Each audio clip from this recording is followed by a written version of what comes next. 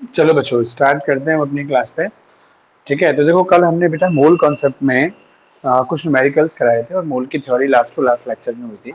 तो वो मोल की बेसिक थ्योरी क्या है बेटा कि हमारे पास कोई भी सब्सटेंस जो सॉलिड हो, लिक्विड हो, गैस हो, या तो हम उसको मास में वे करते हैं या वॉल्यूम में वे करते हैं, और कुछ स्पेसिफिक मास में या वॉल्यूम में उस मैटर के कितने नंबर ऑफ पार्टिकल्स आए हैं। ठीक है, अगर मैटर एटम से मिलकर बना हुआ है तो कितने एटम है, अगर हमारा जो सब्सटेंस है वो मॉलिक्यूल्स मिलकर बना हुआ है तो उसमें कितने नंबर ऑफ मॉलिक्यूल्स हैं। ठीक है, तो एक फिक्स्ड एवोगाड्रो नंबर बना 6.022 इंटू 10⁻23, चाहे वो एटम्स हो दैट इज इक्वल टू 1 मोल, है ना, चाहे कोई सब्सटेंस मॉलिक्यूल से मिलकर बना हो तो सेम 6.022 इंटू 10⁻23 मॉलिक्यूल्स वो 1 मोल कहलाते हैं। है और 10 इतने ही सेम क्वांटिटी एटम्स हो तो भी 1 मोल, है ना। इतने गधे इकट्ठे कर दो तो वो भी क्या कहलाएंगे, 1 मोल गधे। समझ में आ गया नहीं। तो ये पार्टिकल से मतलब है इनका, मतलब पार्टिकल से मतलब एंटिटी से, पीस से मतलब है। ठीक है ना, क्लियर है, जिसमें मास, मोल और नंबर ऑफ पार्टिकल का रिलेशन है। आज कुछ ऐसे न्यूमेरिकल एक करा देते हैं सिंपल, जिसमें वॉल्यूम, मोल और नंबर ऑफ पार्टिकल का रिलेशन है। ठीक है बेटा, तो इसमें देखो एक न्यूमेरिकल दे रखा है, find out the moles and number of oxygen molecules and atoms in 1.12 litre. ठीक है ना, दो न्यूमेरिकल जो इसमें दे रखा है वो कितना दे रखा है, देखो हमारे पास जो क्वेश्चन है, मैं क्वेश्चन लिख देता हूँ एक बार आपको कि क्या दे रखा है, find out number of moles, molecules and atoms in 1.12 liter of O2 gas. ठीक है, ऑक्सीजन गैस नहीं, O2 नहीं है, O3 है बेटा, है ना, O3, है ना, STP इन एट STP। हाँ, एट STP। तो वो तो भी देखो कंडीशन, स्टैंडर्ड टेम्परेचर, प्रेशर दे रखी है। क्लियर है पॉइंट। तो अब जल्दी से देखते हैं बेटा, देखो ये न्यूमेरिकल कैसे है, इसमें कई सारी चीज पूछी है हमारे पास कि हमें ऑक्सीजन, सॉरी O3 गैस है, उस O3 गैस का एक वॉल्यूम दे रखा है 1.12 लीटर। ठीक है बेटा, और उस गैस में मान लो आपने कोई चैम्बर है ना, और आपने मान लो इधर बनाया, तो मान लो आपने कोई चैम्बर लिया, बॉक्स लिया, है ना, और उस बॉक्स में O3 गैस को भरा। ठीक है, उसमें O3 गैस के मॉलिक्यूल होंगे बेटा, है ना। O3 क्या है भाई, 3 ऑक्सीजन एटम मिलकर क्या बनाते हैं, एक मॉलिक्यूल बनाते हैं। तो वो O3 के मॉलिक्यूल्स हैं। तो आपको ये बताना है कि इसमें जो आपने ये जो गैस भरी है पूरी, इसका वॉल्यूम कितना है, वॉल्यूम ऑफ गैस जो है बेटा, है ना, that is equal to 1.12 litre. तो इसमें O3 गैस के कितने नंबर ऑफ मोल्स हैं, कितने नंबर ऑफ मॉलिक्यूल्स हैं और कितने नंबर ऑफ एटम्स। ठीक है बेटा, ये आपको बताना है। तो देखो सिंपल सा फंडा है, हमने वही क्वेश्चन जो दे रखा है कि क्या फाइंड आउट करना है जी, मोल फाइंड आउट करना है।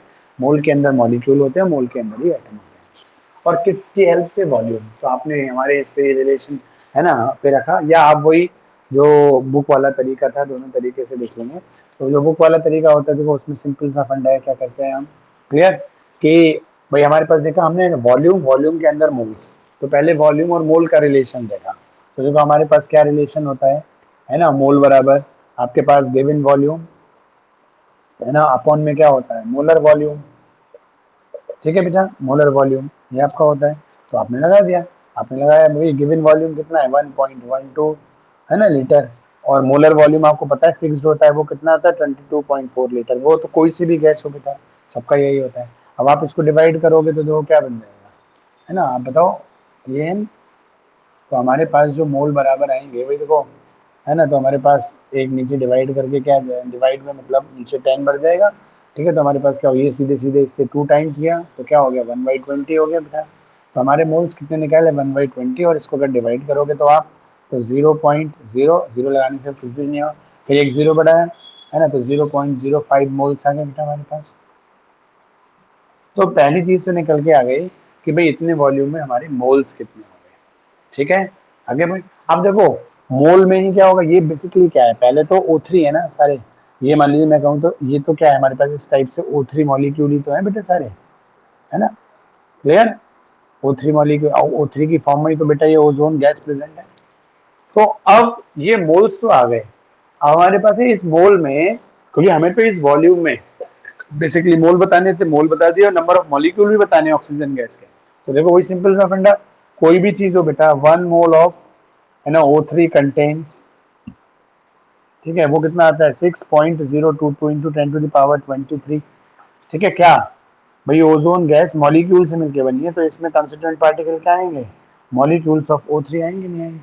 1 मोल ऑफ O3 कंटेन्स, और 1 मोल में तो इतने हैं बेटा, तो 0.05 मोल्स में कितने होंगे, ठीक है। तो ये हमारे पास क्या बन जाएगा, 0.05 इंटू 6.022 इंटू 10⁻23। ठीक है बेटा, आ गया। अब इनको आप मल्टीप्लाई कर दो, है ना, तो आप 5 से, देखो ये तो वैसे का वैसे रहेगा 10⁻23, क्लियर, बस इसको 5 से मल्टीप्लाई कर दो, तो 5 2 है ना, यहाँ से करो आप, 5 2 10, क्लियर, और 1 कैरी करेगा, 5 2 10, 1 11, 1 कैरी किया, 1 यहाँ आ गया, ठीक है, और 5 6 30, क्लियर। तो इस तरीके, और डेसिमल देखो 3 ये रहे बेटा और 2 ये रहे, टोटल 1 2 3 5 ये आ गया 0.3। और देखो हम आपको साइंटिफिक नोटेशन सिखा चुके हैं, है ना, कोई भी जब हम आंसर लिखते हैं तो वो किस में लिखते हैं, हमेशा साइंटिफिक नोटेशन। अब समझ में आया आपको साइंटिफिक नोटेशन क्यों सिखाया गया था, क्योंकि अभी देखो डेसिमल 1 1 to 9 तक की किसी, है ना, नॉन जीरो डिजिट के बाद होना चाहिए, है ना, तो वो कब आएगा बेटा, जब मैं इसको 10 से मल्टीप्लाई करूं और इसको 10 से डिवाइड कर लूँ, ठीक है। तो जब मैं इसको 10 से, मैं आगे की तरफ मल्टीप्लाई कर देता हूँ, ठीक है। अब जब मैं इसको 10 से मल्टीप्लाई करूंगा तो ये चीज़ क्या बन जाएगी, ये टर्म, ये 3.0110 बन जाएगा बेटा, क्लियर। और इसको मैं इधर लेके जाऊंगा, ये नीचे से ऊपर जाएगा, तो ये क्या बन जाएगा, 10⁻22 बन जाएगा। तो इस तरीके से हमारे पास क्या आ गए, इतने, है ना, मॉलिक्यूल्स ऑफ O3 आ गए। हाँ जी बच्चों, जितने भी बच्चे प्रेजेंट हैं, आप मुझे बताओ उनको, ये मोल्स तो सिंपल है ना, कोई इतना बड़ा इशू नहीं है। मॉलिक्यूल्स जो निकाले हमने, भाई तो कोई 1.12 लीटर में मोल्स भी बताना है, मॉलिक्यूल्स भी बताना है, एटम्स भी निकालना है, तो हम डायरेक्ट एटम पे नहीं गए, क्योंकि बेटा देखो मोल में मॉलिक्यूल होते हैं, भाई ये O3 क्या है, और ये तो मॉलिक्यूलर फॉर्म में है ना, तो पहले मॉलिक्यूल निकालो, और मॉलिक्यूल के अंदर एटम फिर बाद में निकालेंगे, ठीक है ना बेटा। तो पहले हमने इस वॉल्यूम में कितने मोल्स हैं वो निकाल लिए, और हम जानते हैं किसी भी चीज का 1 मोल ले लो बेटा आप, चाहे वो एटम्स हो, मॉलिक्यूल्स हो, आयंस हो, तो 1 मोल ऑफ O3 कंटेन्स इतने मॉलिक्यूल्स हो, है ना, O3, सो दैट 0.05, है ना, मोल्स ऑफ आपके O3 कितने कंटेन करेंगे, वो आपके पास ही आ गया। बताओ यहाँ तक तो बताओ, किसी बच्चे को कोई दिक्कत तो नहीं है। हाँ जी नीरज बेटा, Neeraj, Neeraj, are you getting my voice. हाँ जी नीरज, बताओ बच्चों, यहाँ तक तो कोई इश्यू नहीं है ना। चलो अब आगे बढ़ते हैं बेटा, हम किस पे, क्लियर है कि किसकी तरफ बढ़ते हैं। अब हम आगे, अब हमें एक चीज और, दो चीजें तो पता कर ली बेटा हमने, हमने मोल्स काउंट करने थे, हमने वो कर लिया, हमें मॉलिक्यूल्स काउंट करने थे, हमने वो कर लिया। अब बारी आई बेटा किसकी, एटम्स की, क्लियर है। तो अब एटम्स की तरफ बढ़ते हैं। तो आप देखते हो बेटे जो O3 का 1 मॉलिक्यूल होता है ना, दैट कंसिस्ट 3 ऑक्सीजन एटम्स।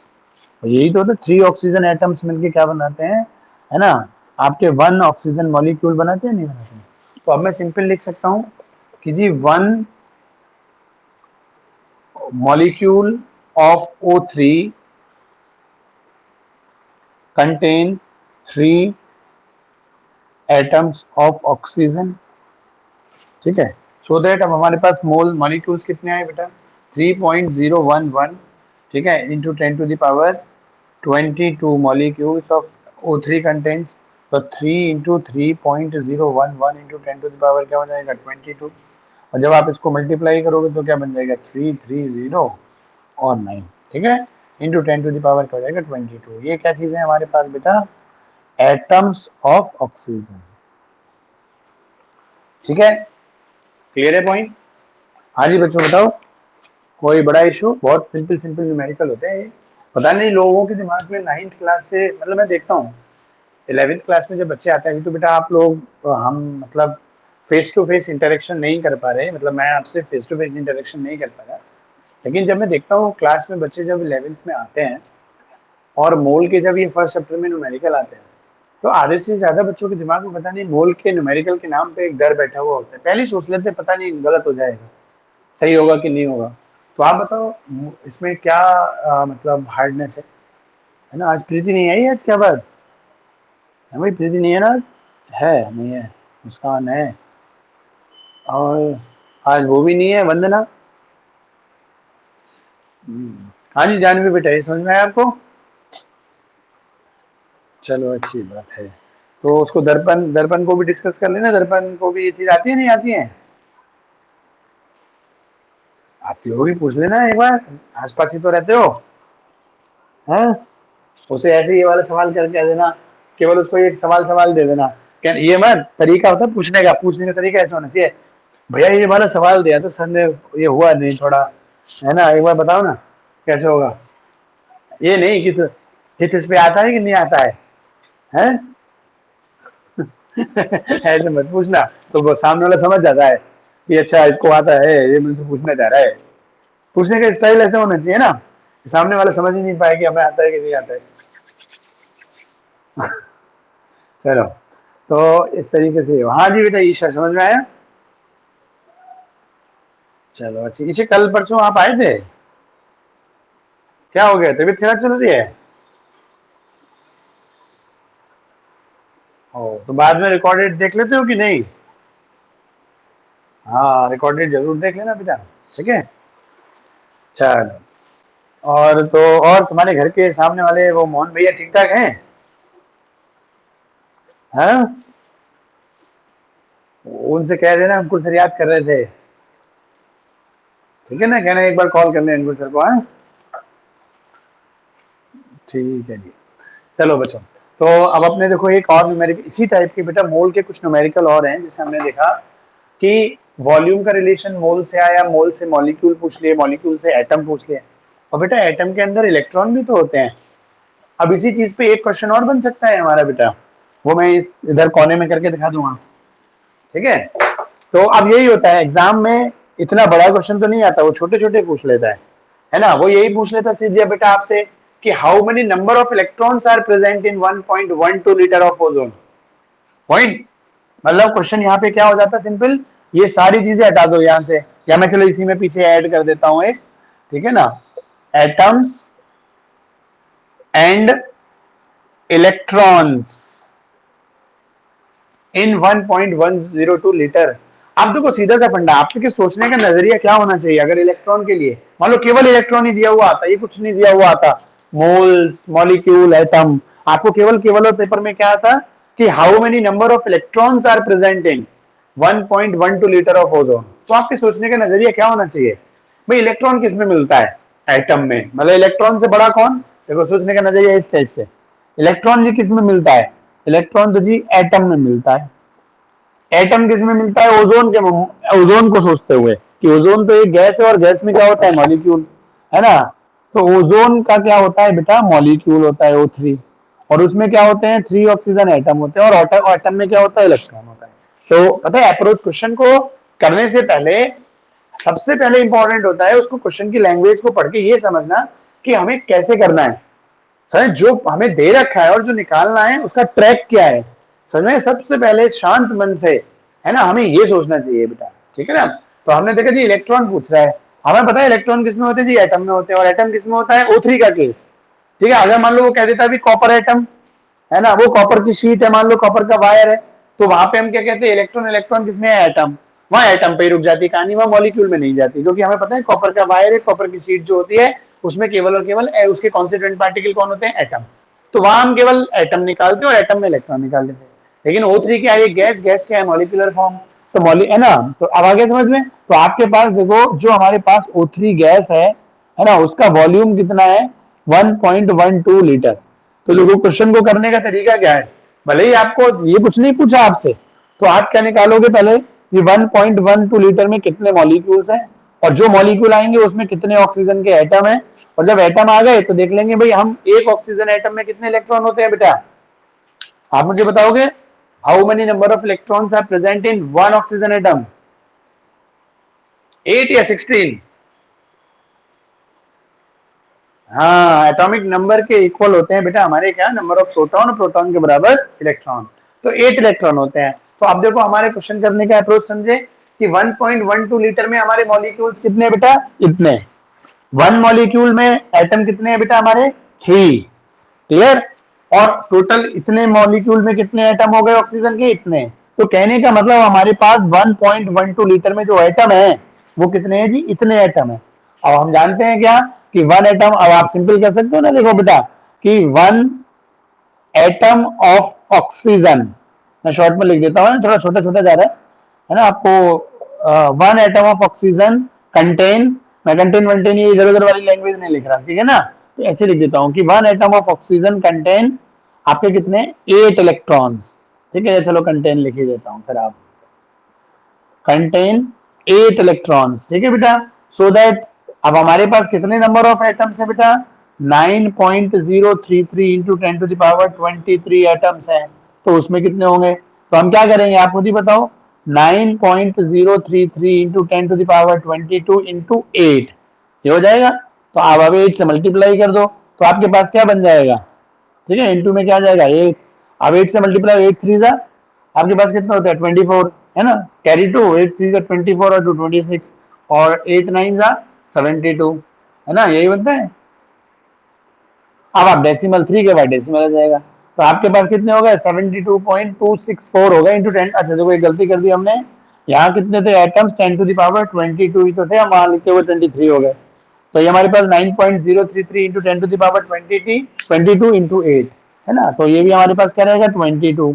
अब देखो वही, इसको साइंटिफिक नोटेशन में करने के लिए क्या है, हम इसको 10 से मल्टीप्लाई कर देते हैं और 10 से ही क्या कर देते हैं बेटा, हम इसको डिवाइड कर देते हैं, क्लियर, तो वो हमारा साइंटिफिक नोटेशन में आ जाएगा। अब देखो इसको मल्टीप्लाई, हम पहले इसको डिवाइड करेंगे तो हमारे पास क्या बन जाएगा 7.2264, और इसको इससे मल्टीप्लाई करेंगे तो क्या बन जाएगा into 10 to the power 23 electrons, ठीक है, तो देखो मैंने एक ही क्वेश्चन में आपको 4 क्वेश्चन करा दिए, सही है, ये अच्छे से नोट कर लेना, एक ही क्वेश्चन सब पे भारी है। अब आपकी बुक्स में आप देखना ये अलग अलग दे रखे होंगे, किसी बुक में दे रखा होगा कि इतने वॉल्यूम किसी भी गैस का दे रखा होगा बेटा, CH4 का, अमोनिया का, CO2 का, है ना, O2 N2, पता Cl2 किस किस का दे सकता है, कि इतने वॉल्यूम में कितने मॉलिक्यूल्स होंगे क्लोरीन गैस के, ठीक है, किसी न्यूमेरिकल में पूछ लेगा, है ना, how many number of atoms are present in this volume of the gas, clear, इस गैस में कितना आपके पास क्या है बेटा नंबर ऑफ एटम्स हैं, कोई पूछ लेगा मॉलिक्यूल्स हैं, कोई पूछ लेगा इलेक्ट्रॉन्स हैं, ठीक है बेटा, आगे समझ में कोई इशू। और अगर देखो यहीं पर कोई आयन आ जाए बेटा आपके पास, अगर कोई आयन आ जाए तो आप क्या करोगे, ठीक है, जैसे अभी देख रहे हो वन ऑक्सीजन जो एटम है ना, उसमें हमारे पास 8 इलेक्ट्रॉन है, अगर यही काम मैं आयन में कर दूं, ठीक है, जैसे मान लो NH4 आयन कर दूं मैं, सेम है ना, तो मान लो मेरे पास NH4 आयन है, आपको उसका निकालना है, तो आप क्या करोगे, आप 1 NH4 आयन के इलेक्ट्रॉन निकाल लो, तो 1 NH4 आयन के कैसे निकलेंगे, N में कितने इलेक्ट्रॉन होते हैं बेटा 7, 4 हाइड्रोजन है तो उसमें 4, तो 7 और 4 कितने हो गए 11, और 1 प्लस है बेटा NH4 1 पॉजिटिव, तो 11 में मैं 1 ऐड करूं या 1 रिजेक्ट करूं बेटा, हाँ जी देव, देव बताएगा बेटा, बेटा NH4 आयन है देखो ये वाला, ठीक है, इधर साइड में लिख देता हूं, है ना, तो इसके 1 आयन में कितने नंबर ऑफ इलेक्ट्रॉन्स होंगे देव बेटा, यहाँ इधर देख के बताओ,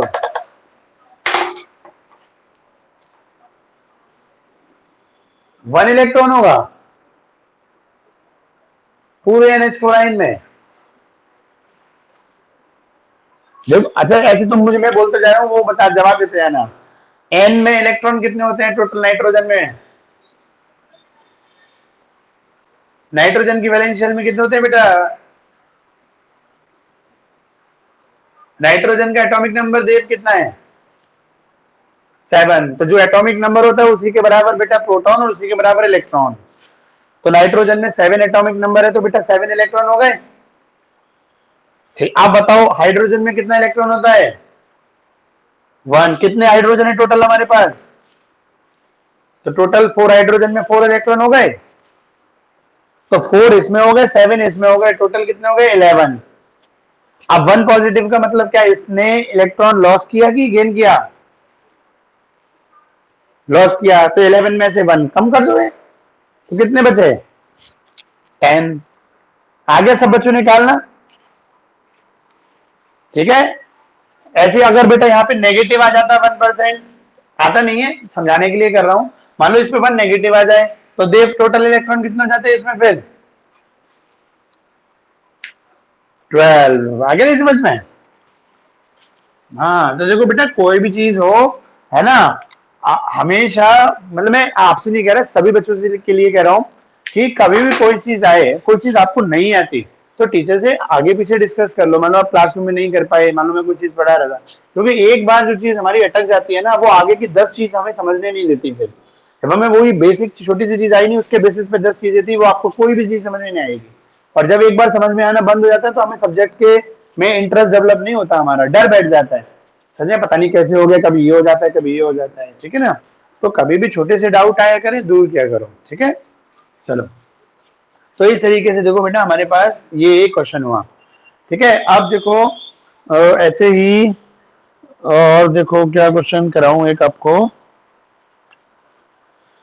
हो, चलो इसमें देखो कुछ ऑब्जेक्टिव क्वेश्चंस दे रखे हैं, आपसे पूछता हूँ वन बाई वन, आप देखो जवाब देना आप उसके, ठीक है। नहीं, एक दे रखा है, the modern atomic weight scale, the modern atomic weight scale is based on, ठीक है। तो ईशा बताओगी, जो मॉडर्न एटॉमिक स्केल है एटॉमिक वेट का, है ना, modern atomic weight, atomic mass बोलो या एटॉमिक वेट बोलो, उसका मॉडर्न स्केल किस पे बेस्ड होता है। ऑप्शन दे रहा हूं, ठीक है। C12, सेकंड ऑप्शन है ऑक्सीजन 16, थर्ड ऑप्शन है हाइड्रोजन 1, मतलब हाइड्रोजन का मास जिसका 1 है, मतलब हाइड्रोजन वो H1, ठीक है ना, और कार्बन 13, मतलब हमारे 4 ऑप्शन है, ठीक है। C12, C13, H1, है ना, और आपका एक ऑक्सीजन जिसका मास कितना है 16। तो मॉडर्न एटॉमिक वेट का स्केल किस पे बना है जी ईशा। तो एटॉमिक वेट हम जो मॉडर्न डेफिनेशन बनी है, वो इन चारों में किस पे बनी हुई है। हाँ, नहीं, ये सबसे ओल्ड वाली है बेटा। हाँ, ठीक है, नहीं कोई बात नहीं, कोई बात नहीं, हाँ कोई इश्यू नहीं। तो देखो सबसे पुरानी जो है वो H1 पे है, मतलब हाइड्रोजन जिसका मास 1 था। उसके बाद बेटा मैंने आपको पढ़ाया नहीं था, एक्चुअली मैं ये क्वेश्चन क्यों उठाया आपसे, इसमें एक्सरसाइज में देखा, मैंने आपको ये पढ़ाया था कि सबसे पहले हाइड्रोजन जो रिलेटिव मास निकालते थे हम, वो हाइड्रोजन के बेसिस पे निकालते थे। देन उसके बाद हम रिलेटिव मास मैंने सीधे कार्बन का बताया। लेकिन एक चीज और है बेटा, कि बीच में कार्बन से जब समय आगे बढ़ा, कार्बन की वो सॉरी हाइड्रोजन से जब टाइम आगे बढ़ा, तो पहले बीच में हाइड्रोजन को रिप्लेस किया था ऑक्सीजन ने, ठीक है, O16 ने, क्लियर। और फिर O16 आज उसको रिप्लेस करके हम किसके बेसिस पे रिलेटिव मास निकालते हैं, कार्बन 12 के बेसिस पर, C12 के बेसिस पर, ठीक है ना। तो ये मुझे बीच में ये कड़ी छूट गई थी, ये भी बतानी थी आपसे, ठीक है। नहीं कि हम सबसे पुराना तरीका क्या है, कि ओल्ड वे जिसमें हम किसी भी एलिमेंट के एटम का वेट बताते हैं, that is on the basis of hydrogen जिसका मास 1 हो, देन ऑक्सीजन जिसका मास 16 हो, और उसके आज हम किसके बेसिस पे बताते हैं, है ना, C12 के बेसिस पे, ठीक है। चलो, इसके बाद देखो, इसमें दे रखा है gram atomic weight of oxygen, ठीक है, जिससे पूछूं वही बताना। Gram atomic weight of oxygen क्या होगा, 4 ऑप्शन है, ठीक है। 16 AMU, अगला है 16 ग्राम, ठीक है, नहीं, और एक है 32 AMU, और एक है 32 ग्राम। हाँ जी आदित्य बताओगे। ग्राम एट हाँ, दोबारा बोल रहा हूँ, ध्यान से सुनो सारे बच्चे। Gram atomic weight of oxygen. और देखो सारे बच्चे, जब भी ये लाइव क्लास लिया करो, साथ में एक रफ कॉपी और पेन भी साथ में लिया बैठा करो साथ में, ठीक है ना, जैसे क्लासरूम में होती है। अब ऐसी कोई चीज मुझे आगे पूछने वाली है, आप तुरंत उसको लिख लो, क्योंकि सुनने में क्या होता है, आधी चीज आती है और आधी चीज समझ में नहीं आती, ऊपर से निकल जाती है, ठीक है ना। चलो, तो gram atomic weight of oxygen is, ठीक है, 16 AMU, 16 ग्राम, 32 AMU और 32 ग्राम। इन चारों में से बेटा कौन सा है। हाँ, gram atomic weight of oxygen 16 ग्राम, हाँ ठीक है ना बेटा, क्योंकि देखो वो ऑक्सीजन है अकेला, तो अकेला जब ऑक्सीजन होता है तो वो एज ए एटम काउंट होता है, ठीक है। और जब बेटा हमारे पास ऑक्सीजन गैस अगर वो बोलता, तो यही चीज हमारी क्या हो जाती, 32 ग्राम हो जाती, ठीक है ना बेटा, याद रखना इस चीज को। वैसे इसने तो ऑप्शन बिगिनर बॉक्स 1 है, अच्छा ओके ओके, तो बिगिनर बॉक्स 1 के आंसर्स कहाँ दे रखे हैं। एक मिनट, एक बार चेक और करते हैं, ठीक है ना बेटा। बिगिनर बॉक्स 1, हाँ 2 ही दे रहे, मतलब वही 16 ग्राम, ठीक है ना। तो जब अकेला ऑक्सीजन, अकेली हाइड्रोजन, अकेली क्लोरीन हो बेटा, तो वो याद रखना एज ए एटम काउंट करना। Oxygen gas, O2 gas, N2 gas, Cl2 gas इस टाइप से दे रखा है, तो आपको N2, O2 है ना, Cl2 ये काउंट करना। ठीक है बेटा, कई न्यूमेरिकल में बच्चों का ये गलत हो जाता है इसी तरीके से। चलो इसके बाद देखो बेटा हमारे पास क्या है, मॉलिक्यूलर वेट ऑफ SO2 है, तो आप काउंट कर लोगे। एक अगला क्वेश्चन है, ध्यान से सुनना, जिससे बोलूं वही बताएगा, ये दीप बताएगा, मतलब दीपेंद्र नाम है, क्या नाम है तुम्हारा, दीपांशु नाम है? हाँ जी बेटा, दीपांशु नाम है, दीपेंद्र नाम है? कहाँ गायब हो भाई? हाँ जी चिंकी, अच्छा आ गया आ गया, हाँ जी ठीक है बेटा। ध्यान, क्या नाम है तुम्हारा, दीपांशु? हाँ, कम्युनिकेशन प्रॉब्लम हो रहा है शायद। जानवी बताएगी। ठीक है जानवी। हाँ अगला क्वेश्चन सुनो, वो हमारे पास है 1 AMU इज इक्वल टू, ठीक है, पहला ऑप्शन बोल रहा हूं 1/12 ऑफ C12, सेकेंड ऑप्शन है 1/14 ऑफ O16, अगला ऑप्शन है 1 ग्राम ऑफ हाइड्रोजन, मतलब 1 ग्राम ऑफ H2, ठीक है, और फोर्थ ऑप्शन है 1.66 इंटू 10⁻⁻24 kg। दोबारा बोलूं जानवी ऑप्शन? हाँ हाँ बोलो बोलो। हाँ 1/12 है ना ऑफ C12, ठीक है, नहीं यही 1 AMU होता है। चलो जी, और इस तरीके से बेटा, वैसे मैंने तुम्हें ये जो एलन की शीट भेजी थी उसी के क्वेश्चन बोल रहा हूँ, ठीक है ना? हाँ बोलो बोलो।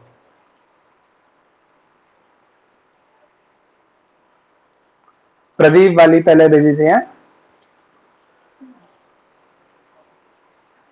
हाँ हाँ वो एक्चुअली जिस दिन एक दिन तुम आई नहीं थी, है ना, आपके उसी दिन ये चीजें क्लियर करी थी बेटा।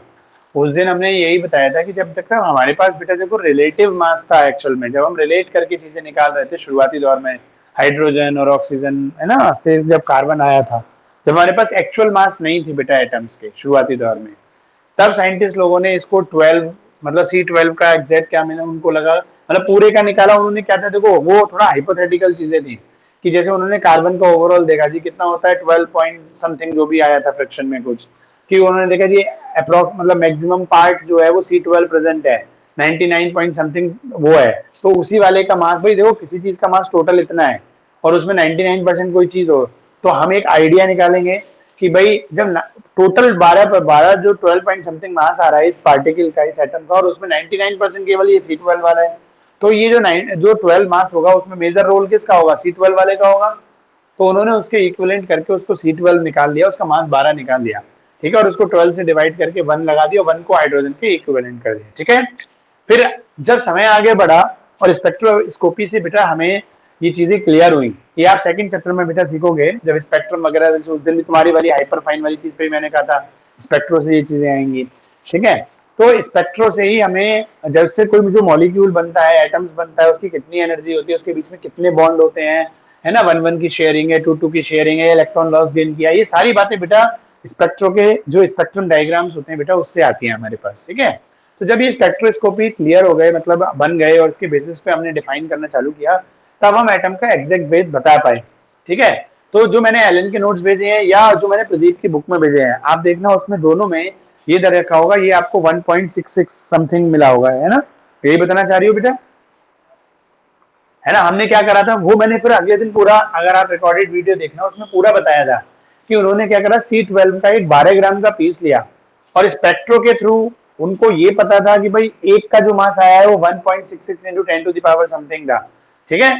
तो उसके बेसिस पे जो भाई एक C12 का मास, तो आप, मैंने कहा सबसे बड़ा कंफ्यूजन यही है आप लोगों के दिमाग में जो बनेगा, मैंने उस दिन वीडियो में भी ये बात बोली थी कि कहाँ तो हम C12 के एक एटम का मास 12 मान रहे थे, एग्जैक्ट 12, और अब तो ये 1.66 रह गया, ठीक है ना बेटा। लेकिन उसमें 10 की पावर का चक्कर था, क्योंकि बाद में क्या होता है हमारे एटम्स की रेडियस तुम्हें पता है बहुत छोटे होते हैं ना, 10⁻⁻11 टू -13 मीटर सेंटीमीटर रहता है ना, तो इतने सारे छोटे एटम्स हैं, उसका जब मास आप इनको कलेक्टिव करोगे तब एक वो मेजरेबल अमाउंट बना, तो स्पेक्ट्रो से वो निकाला गया, एक्सपेरिमेंटली प्रैक्टिकली निकाला गया। वो क्या था पहले शुरू में, है ना, वो रिलेटिवनेस के थ्रू, हाइपोथेटिकल, आधा रिलेटिव था आधा हाइपोथेटिकल चीजें थी, समझ में आ गई नहीं बेटा? तो मैंने उस दिन बताया था बच्चों को ये कि बेटा इसमें कंफ्यूज मत हो ना, है ना। आपको दोनों विजन क्लियर रहने चाहिए कि जब हम रिलेटिव तरीके से बता रहे थे तब इतना था, लेकिन जब एग्जैक्ट मास आया, एक्चुअल मास आया, है ना, एब्सोल्यूट भी बोलते हैं, एब्सोल्यूट मास, है ना, वो स्पेक्ट्रो के बाद में जब आया तो वो 1 पॉइंट वो इतना आया। ठीक है ना बेटा, क्लियर?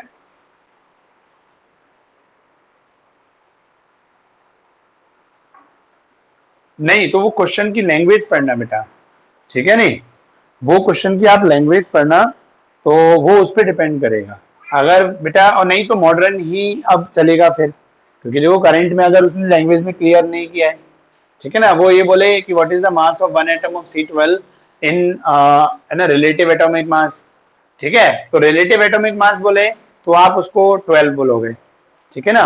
और वो बोलता है what is the mass of one atom of C12 in actual, है ना, या एब्सोल्यूट एटॉमिक मास, ठीक है, तब आप उसको 1.6 इसमें करोगे। वैसे उसको देखो कोई भी कंपटीशन में पूछेगा तो उसको ये क्लियरेंस देते हैं, ठीक है नहीं बेटा, आ रही देता है। 1 AMU में तो वही आएगा बेटा, 1 अपॉन, क्योंकि जो AMU की डेफिनेशन बनी है वो तो तभी बनी थी ना रिलेटिव टाइम पे, तो उसमें तो वही आएगा 1/12 इंटू C12, ठीक है ना, ठीक है देते हैं। हम्म, चलो, और देखो हम भी इसी AMU से पढ़ के आए हैं। नहीं ये AMU नहीं है, वो मार्च वाला AMU है, वो दूसरा AMU है। चलो, तो और बताओ बच्चा, आप लोगों को कुछ पूछना हो तो बताओ, मेरी तरफ से तो जो मोल, हाँ एक चीज और बोलनी थी, जो बेटा मैंने आपको मोल के नोट्स भेजे थे एलन के, बहुत सारे मोल कॉन्सेप्ट तक के, और प्रदीप के जो आज भी भेजूंगा थोड़े बहुत सेम टॉपिक तक के, मैं दोनों बुक्स के भेजा करूंगा, ठीक है ना बेटा। वो डिस्क्रिप्टिव थोड़ा पढ़ने के लिए हो जाएंगे एलन के शॉर्ट में, और लिखने के लिए भी, और थोड़ा शॉर्ट में पढ़ने के लिए भी हो जाएंगे।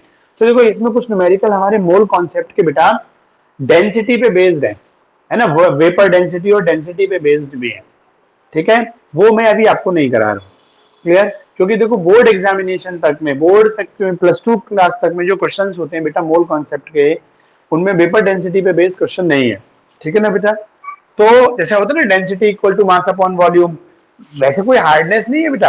आप सोचो आपको किसी चीज का वॉल्यूम दिया है ना, और आपको उसकी डेंसिटी दे दी, तो आप उसका मास निकाल सकते हो, या मास भी दे दिया वॉल्यूम दे दिया तो डेंसिटी निकाल सकते हो, ठीक है नहीं बेटा। तो उसमें वही करते हैं, डेंसिटी दे रखी होती है, मास दे रखा होता है, तो वॉल्यूम निकाल लेते हैं उस सब्सटेंस का, और वॉल्यूम आते ही मोल कॉन्सेप्ट पूरा चालू हो जाएगा।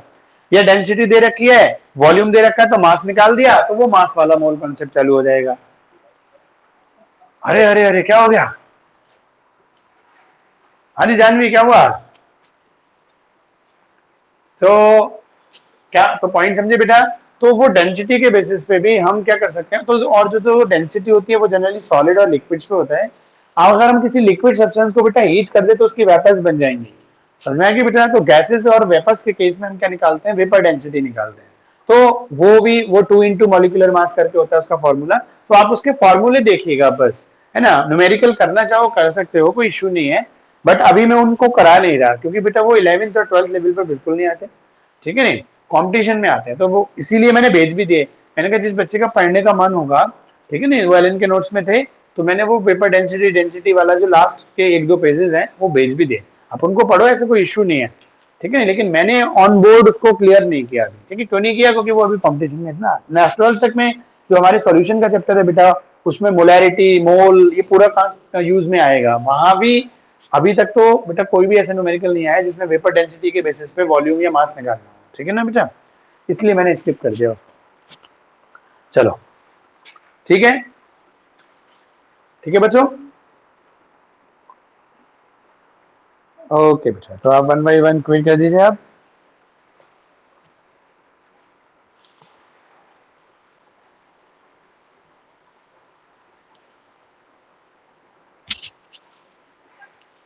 ठीक है विक्रांत बेटा कर दो क्विक।